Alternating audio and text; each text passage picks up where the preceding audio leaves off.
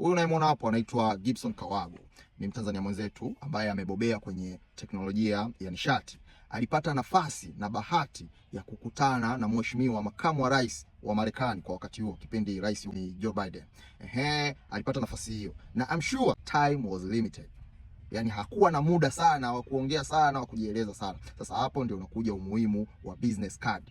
Narudia tena, hapo ndio utaona umuhimu wa kuwa na business card. Tunatabia kudharau, kuishi kienyeji, lakini kuna siku tu wewe kama binadamu ambaye uko hai unapumua, utakuja kukutana na mtu ambaye hukutegemea, hukuwaza kukutana naye, na huyo mtu endapo atakuwa na details zako, atakuwa na mawasiliano yako, inaweza ikakusaidia kwenye safari yako, au anaweza kukupigisha hatua 100, 200 mbele. Sio kama tunaelewana. Naonyesha mfano mwingine.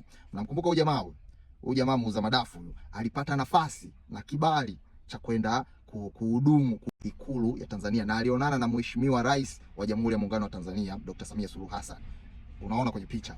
Sasa nafasi kama hiyo lazima muda uwe limited. Unakuwa na muda ambao una sekunde 5, 6 za kuongea na mheshimiwa rais. Utaongea naye nini?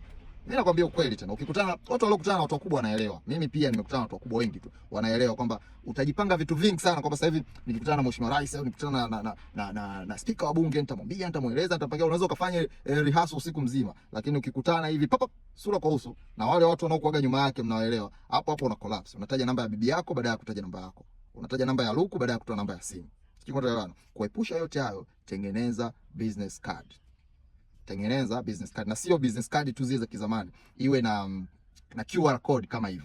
Kama hiyo hapo inavyoonekana. Hiyo QR code ni lazima iwe na link tree ambayo ina link zako za mitandao ya kijamii yote, yani huduma zako zote. Kama una website, ina link ya website pale. Kama una hizo account social media account zote, inakuwepo pale, na inakuwa na namba yako ya simu, inakuwa na location ya ofisi yako. Hivyo ni muhimu sana.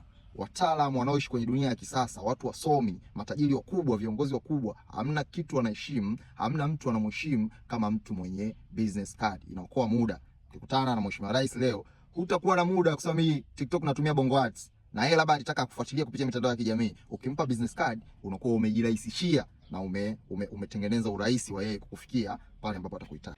Thank you. Unaweza click kitu hicho kialama cha kujumlisha kwenye profile picha yangu, na ukawa umenifollow kwa tips tofauti za biashara na maendeleo.